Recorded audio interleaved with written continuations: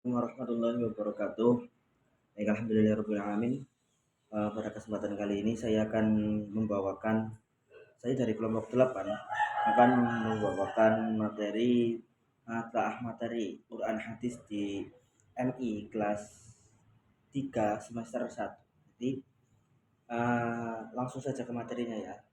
Pada bab pertama itu dijelaskan mengenai Al-Quran Surat Al-Fatihah dan isi kandungan yang terdapat dalam Quran Surat Al-Fatihah. Jadi Al-Fatihah ini artinya pembukaan, disebut Al-Fatihah karena berada di permulaan Al-Quran.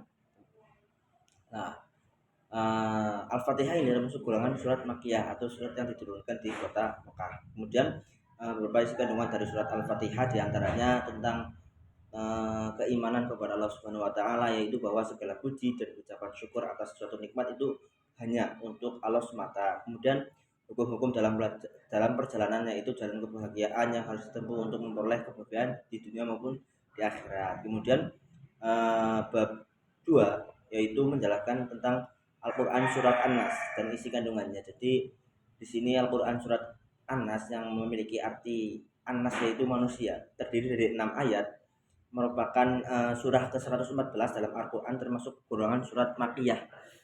Kemudian isi dari pokok-pokok isi kandungan yang terdapat dalam surat Al-Fatihah An-Nas, An-Nas ini yaitu Allah Subhanahu wa taala telah memerintahkan kepada Nabi Muhammad SAW seluruh manusia agar selalu memohon perlindungannya karena Dia Allah adalah yang menguasai manusia. Kemudian Allah Subhanahu wa taala adalah Tuhan yang wajib disembah dan diminta perlindungan dari segala kejahatan baik yang berasal dari golongan jin maupun manusia. Jadi ini untuk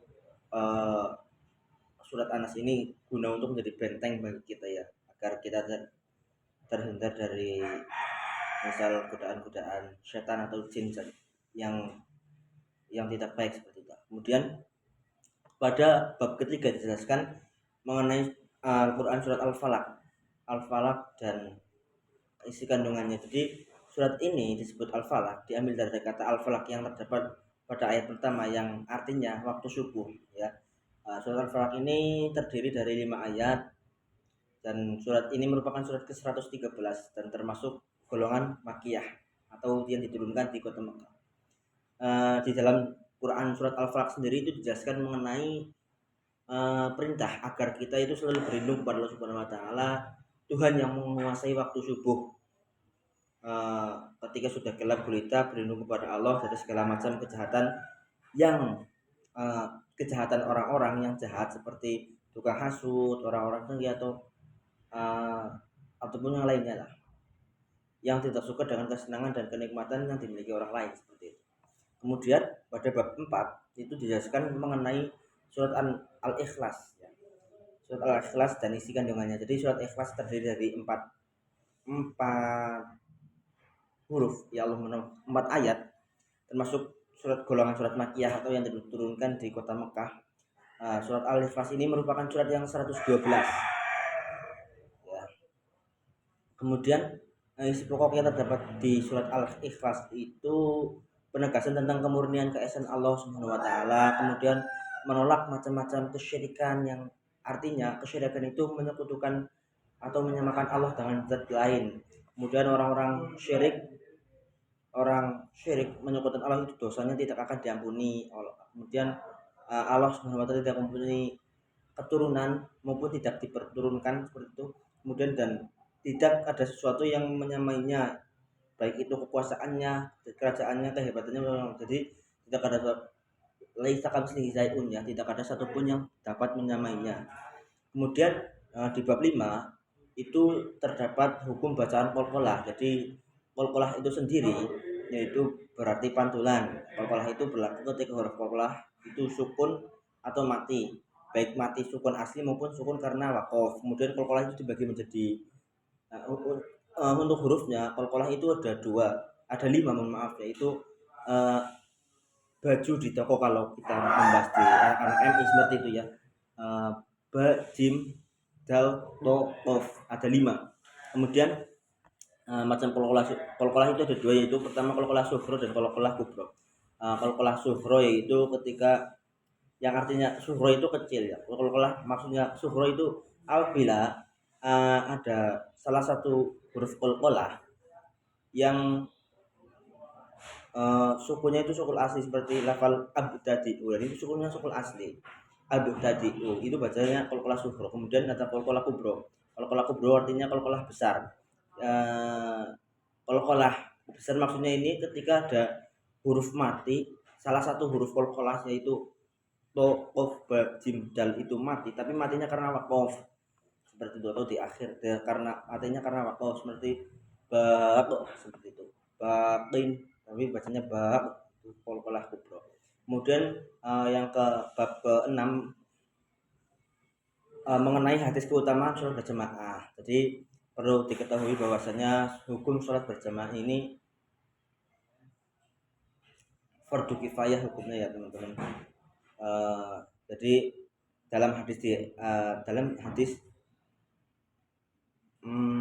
sholat merupakan rukun Islam yang kelima. Oleh karena itu setiap Islam baik laki-laki maupun perempuan mengerjakan sholat wajib hukumnya mengerjakan sholat dan harus dikerjakan sehari semalam, zuhur, asar, maghrib, isya. Kemudian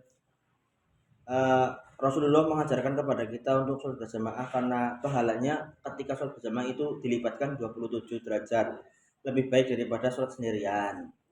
Jadi kemudian sholat berjamaah itu banyak sekali hikmah yang dapat kita rasakannya, seperti kita bisa bersilaturahmi dengan saudara-saudara muslim yang lain, kemudian saling bertukar pikiran atau menukar pendapat dengan tetangga dan teman, bisa menyelesaikan persoalan yang terjadi di antara sesama jamaah, kemudian dapat menumbuhkan jiwa sosial dan kebersamaan, kemudian dapat menambah rasa erat persaudaraan, ataupun masih banyak lagi lah yang dapat kita rasakan ketika kita bisa melakukan sholat berjamaah. Jadi kita bisa menyambung silaturahmi kita dan lain sebagainya. Mungkin itu yang dapat saya sampaikan. Kurang lebihnya bila ada tutur kata yang kurang berkenan saya mohon maaf. Wabillahi taufiq wal hidayah. Wassalamualaikum warahmatullahi wabarakatuh. Telaah materi Quran Hadis di MI kelas 3 semester 2. Bab 7 Al-Quran Surah Al-Kafirun. Surah Al-Kafirun terdiri dari 6 ayat, terletak pada urutan ke-109, tergolong surah Al-Makiyah. Al-Kafirun artinya orang-orang kafir. Yang disebut orang kafir adalah orang yang tidak menyembah kepada Allah. Kandungan surah Al-Kafirun menjelaskan bahwa surah ini berisi seruan terhadap orang-orang kafir. Kemudian bab 8 Al-Quran Surah An-Nasr. Surah ini terdiri dari 3 ayat, tergolong surah Madaniyah, termasuk surah ke-110, diturunkan setelah surah At-Taubah. Surah An-Nasr artinya pertolongan. Isi kandungan surah An-Nasr bahwa pertolongan dan kemenangan itu datangnya dari Allah. Kewajiban manusia itu berusaha dan berdoa. Bab 9 Al-Quran Surah Al-Lahab. Surah ini terdiri dari 5 ayat, termasuk surah ke-111, tergolong surah Makiyah. Nama Al-Lahab diambil dari ayat pertama yang artinya gejolak api. Isi kandungan surah Al-Lahab. Surah ini menceritakan tentang paman Nabi Muhammad bernama Abu Lahab yang menentang dakwah Nabi untuk menyebarkan agama Islam. Kemudian bab 10 surah Al-Fil. Surah ini terdiri dari 5 ayat, termasuk surah Makiyah, dinamakan Al-Fil yang artinya gajah. Merupakan surah ke-105 yang menjelaskan tentang pasukan gajah yang ingin menghancurkan rumah Ka'bah namun gagal karena Allah mengirim burung ababil yang kakinya menggenggam batu sijil dari neraka yang sangat panas. Kemudian bab 11 tentang pengertian mat tobi'i. Mat artinya memanjangkan suara bacaan Al-Quran, sedangkan tobi'i artinya biasa. Jadi mat tobi'i artinya panjang biasa. Huruf mat tobi'i ada 3, yaitu alif, ya, wawu. Kemudian perlu diketahui bahwa bacaan mat tobi'i itu terjadi apabila yang pertama ada alif yang jatuh sesudah harokat fathah. Kemudian ada ya sukun yang jatuh sesudah harokat kasroh. Kemudian ada wawu sukun yang jatuh sesudah harokat dhammah. Bab 12 Hadis pentingnya persaudaraan. Dalam hadis disebutkan bahwa orang mukmin dengan mukmin yang lain itu digambarkan seperti bangunan yang saling menguatkan. Perumpamaan di sini adalah bangunan. Bangunan yang terdiri dari batu, pasir, tanah, semen, besi, atau apapun bisa menjadi bentuk bangunan. Kalau bangunan itu sudah kokoh, maka sulit untuk dirobohkan. Demikian juga seorang mukmin yang satu menjadi pelindung bagi mukmin lainnya seperti satu tubuh. Jika salah satu anggota tubuh kita sakit, maka anggota tubuh yang lain juga akan merasakan sakit. Misalnya, ketika kita merasakan sakit gigi, maka seluruh anggota badan ikut terasa sakit. Assalamualaikum warahmatullahi wabarakatuh. Perkenalkan, nama saya Lutfi Azharul Lu'lu'il Maknun dengan NIM 2241104022124. Saya dari kelompok 8 yang akan memaparkan materi tentang telaah materi Quran Hadis di Madrasah Ibtidaiyah kelas 4 semester 1. Baik, langsung saja. Jadi di kelas 4 semester 1 ini terdapat banyak bab ya, ada sekitar 7 bab. Nah, yang pertama ini, bab pertama yaitu tentang surah Al-Asr. Nah, surah Al-Asr ini terdiri dari 3 ayat yang merupakan urutan ke-103 di Al-Quran. Nah, surah ini itu merupakan surah Makkiyah karena diturunkan sebelum Nabi Muhammad SAW ini hijrah ke Madinah. Untuk Al-Asr sendiri artinya itu demi masa, dimana menerangkan tentang memanfaatkan waktu dan juga mengisinya dengan perbuatan yang bermanfaat, baik bagi diri sendiri maupun orang lain. Selanjutnya itu di bab 2, yaitu tentang surah Quraisy. Surah ini terdiri dari 4 ayat, ya, yang merupakan urutan surah ke-106 di dalam Al-Quran. Jadi surah ini itu termasuk surah Makkiyah, seperti tadi ya, surah Al-Asr. Quraisy sendiri itu artinya merupakan Bani Quraisy, di mana menerangkan tentang kehidupan orang Quraisy dan juga kewajiban yang harusnya mereka itu penuhi. Selanjutnya pada bab 3 itu tentang surah Al-Ma'un. Surah ini merupakan surah ke-7 yang terdiri dari 7 ayat. Al-Ma'un ini diambil dari ayat yang ke-7, mana artinya itu barang-barang yang berguna. Surah ini termasuk golongan surah Makkiyah, seperti tadi ya, surah Al-Asr dan juga Quraisy. Nah, asbabul nuzul dari surah Al-Ma'un ini diturunkan berkenaan dengan orang-orang yang munafik, di mana mereka itu suka memamerkan sholatnya. Selanjutnya bab 4. Pada bab 4 ini berisi tentang surah At-Takasur, di mana surah At-Takasur ini merupakan surah yang ke-102 dan memiliki 8 ayat. Nah, kata At-Takasur ini diambil dari ayat pertama ya, yang artinya itu bermegah-megahan. Surah At-Takasur merupakan golongan surah Makkiyah. Sama ya, seperti sebelumnya tadi, ini termasuk surah Makkiyah. Asbabul nuzul dari surah Al-Ma'un ini diturunkan berkenaan dengan adanya sikap saling bermegah-megahan dan menyombongkan diri dengan kekayaan dan keturunan yang dimiliki oleh dua kabilah Ansor. Selanjutnya itu pada bab 5. Nah, di bab 5 ini tentang hukum bacaan idhar dan juga ikhfa. Yang pertama itu idhar. Nah, idhar sendiri menurut bahasa itu artinya jelas atau terang, ya. Menurut ilmu tajwid idhar, idhar ini merupakan suatu kalimat di mana ada nun sukun atau tanwin bertemu dengan salah satu dari 6 huruf. 6 hurufnya apa saja, yaitu ada huruf ha, kho, ain, ghain, hamzah dan juga ha. Cara membacanya ini jelas, tidak mendengung ya. Dari ke-6 huruf tadi itu juga dinamakan huruf halqi, dimana disebut huruf halqi karena makhrajnya itu dari tenggorokan ya, atau halqi. Maka dengan demikian itu bacaan idhar juga bisa berhubungan yang berhubungan dengan nun sukun dan tanwin disebut juga idhar halqi ya, seperti yang kita tahu. Terus yang kedua itu ada ikhfa. Ikhfa menurut bahasa itu artinya samar-samar, jadi mendengung ya. bukan mendengung. Tadi kan idhar itu jelas. Nah, kalau ikhfa ini samar-samar. Menurut ilmu tajwid, ikhfa itu ketika ada nun sukun atau tanwin bertemu dengan salah satu huruf 15. Apa saja? Itu ada huruf ta, fa, dal, jim, dal, za, sin, shin, shad, dot, po, do, fa, qaf, dan juga kaf. Cara membacanya yaitu samar antara idhar dan juga idgham.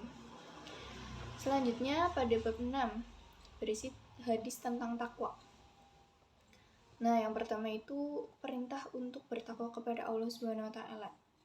Orang yang bertakwa kepada Allah dan meyakini bahwa hal tersebut itu akan membawa kebaikan bagi dirinya. Contohnya seperti melaksanakan perintah Allah. Melaksanakan perintah Allah itu nggak cuma sholat ya, tapi juga kayak mengeluarkan zakat, puasa, naik haji bagi yang mampu. Nah, tapi juga nggak hanya tadi ya, tapi juga bisa dengan belajar yang rajin, membantu orang lain, berbakti kepada orang tua, berbakti kepada guru, terus menyantuni anak-anak yatim, fakir miskin, terus menyayangi sesama teman juga merupakan perbuatan yang mencerminkan ketakwaan kita kepada Allah, sebagaimana anjuran dari Nabi Muhammad SAW. Yang kedua, nah apabila kita sudah terlanjur melakukan perbuatan yang buruk, maka kita diperintahkan untuk mengiringinya dengan perbuatan yang baik ya, diiringi juga dengan perbuatan baik, dimana nantinya perbuatan yang kita lakukan itu bisa menghapus dosa-dosa yang telah kita lakukan sebelumnya. Yang ketiga yaitu mengandung perintah agar kita itu bergaul sesama manusia dengan akhlak yang mulia. Bergaul kepada orang tua, saudara, guru, teman, bahkan juga tetangga itu harus dengan berakhlak mulia. Jika kepada yang lebih tua, sebaiknya kita harus menghormati, tetapi jika kepada teman sebaya itu kita juga harus menyayangi. Selanjutnya, bab terakhir yaitu tentang niat, ya, hadis tentang niat. Niat ini sangat penting ya bagi ajaran Islam, khususnya itu ketika melakukan ibadah kepada Allah, contohnya seperti sholat, puasa, atau ibadah lainnya. Nah, walaupun sudah memenuhi syarat dan rukun, tapi belum tentu menerima pahala dari Allah jika niatnya itu bukan Allah, jika niatnya itu bukan karena Allah, kayak niatnya hanya untuk pamer kayak gitu ya. Nah, itu nanti gak bakal dapat pahala. Makanya setiap kita melaksanakan amal ibadah itu harus diiringi dengan niat dan harus ikhlas dan juga mengharap ridho Allah Subhanahu wa taala. Nah, niat ini adalah mengajak melakukan sesuatu yang diikuti dengan perbuatan. Niat itu tempatnya di hati, jadi orang itu nggak bakal tahu niat kita itu seperti apa ketika dia ingin mengerjakan sesuatu kecuali Allah Subhanahu wa taala saja, dirinya dengan dan juga Allah. Makanya Allah Subhanahu wa taala itu mengetahui siapa hamba-hambanya yang memiliki niat baik atau buruk dalam melakukan ibadah ya. Jika kita melihat seseorang itu melakukan perbuatan ibadah yang baik ya, tetapi sebenarnya dia itu melakukannya dengan niat yang buruk. Nah, kan jadi menurut pandangan kita itu kita lihatnya, oh dia melakukan ibadah dengan baik, pasti niatnya juga baik gitu kan. Padahal yang kita tahu itu seperti itu, padahal aslinya mungkin tidak ya. Makanya Allah itu nggak melihat siapa itu manusia melakukan ibadah, tetapi Allah itu melihat niat yang ada di dalam hatinya, seperti itu. Nah, selanjutnya saya juga akan menjelaskan tentang materi Quran Hadis CMI kelas 4 semester 2. Tadi kan semester 1 ya, sekarang semester 2. Nah, di sini juga melanjutkan babnya, yaitu bab 8. Pada bab 8 ini berisi tentang surat Al-Qari'ah. Nah, surat ini tuh terdiri dari 11 ayat yang diturunkan setelah surah Al-Quraisy. Surah ini tuh tergolong surat Makkiyah karena turun sebelum Nabi Muhammad hijrah ke Madinah. Nah, nama Al-Qari'ah ini diambil dari ayat yang pertama yang artinya itu mengetuk hati atau mengguncang. Dan juga nama ini juga dipakai untuk nama hari kiamat. Surah ini mengandung akidah atau keyakinan tentang kebangkitan dan balasan yang didustakan dan sangat diingkari, seperti kejadian-kejadian pada hari kiamat yang mengerikan. Jadi berisi tentang kejadian-kejadian yang akan terjadi di hari kiamat. Selanjutnya bab 9 ya. Bab 9 itu tentang Az-Zalzalah. Nah, surah ini tuh berisi 8 ayat dan diturunkan di Madinah. Tadi kan rata-rata itu dari Makkiyah. Nah, kalau surah Az-Zalzalah ini diturunkan di Madinah, makanya namanya surah Madaniyah. Nama Az-Zalzalah itu diambil dari kata zilzal yang artinya guncangan. Dapat pada ayat pertama ya.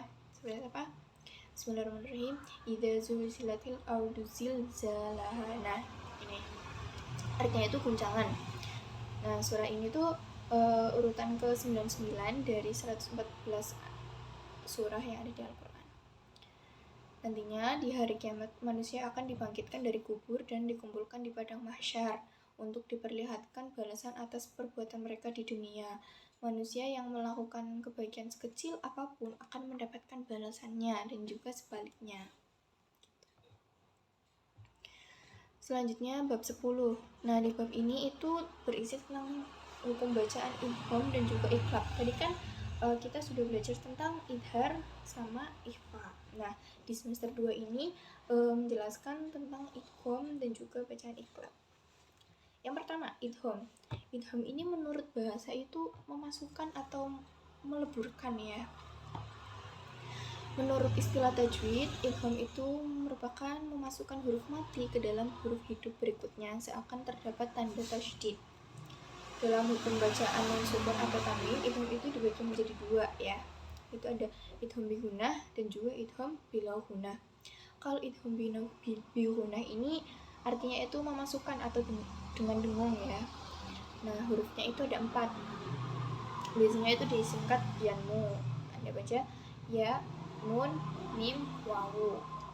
Nah, jika ada nun sukun atau tanwin bertemu dengan salah satu dari 4 huruf tadi, maka disebut dengan idgham bi gunnah. Cara membacanya itu suara nun sukun atau tanwin itu melebur ke dalam huruf sesudahnya dengan didengungkan dan ditahan 2 harokat sehingga suara nun atau tanwinnya itu hilang. Yang kedua itu ada idgham bila gunnah. Idgham bila gunnah ini berarti memasukkan atau melebur tanpa dengung. Tadi kan memasukkan dengan dengung, kalau yang bila gunnah itu tanpa dengung. Hurufnya itu ada 2, apa saja? Ada huruf lam dan juga huruf ro. Nah, apabila ada nun sukun atau tanwin bertemu dengan salah satu 2 huruf tadi, maka menjadi hilang karena dimasukkan atau dilebur ke dalam huruf sesudahnya tanpa dengung. Tadi kan sudah ya idgham. Selanjutnya ini ada iqlab. Nah, iqlab itu artinya membalik atau menukar, yaitu menukar bunyi huruf nun sukun atau tanwin menjadi huruf mim mati disertai dengan dengung. Hurufnya itu cuma 1 ya. Di iqlab ini cuma ada huruf b. Nah, cara membacanya itu dengan menukar bunyi huruf nun sukun atau tanwin menjadi huruf bunyi mim mati disertai dengan dengung. Seperti itu. Lanjut, bab ke-11 itu ada hadis tentang silaturahmi. Jadi kata silaturahmi ini terdiri dari 2 kata, yaitu ada silah artinya menyambung dan rahim artinya itu kekeluargaan atau kasih sayang. Jadi silaturahmi itu artinya menyambung hubungan kasih sayang. Silaturahmi itu juga bisa diartikan sebagai berkunjung ya. Contohnya dengan mengirim surat dan juga telepon, di mana di antara hikmah silaturahmi itu nantinya bisa mendapat dilapangkan rezekinya dan juga dipanjangkan umurnya.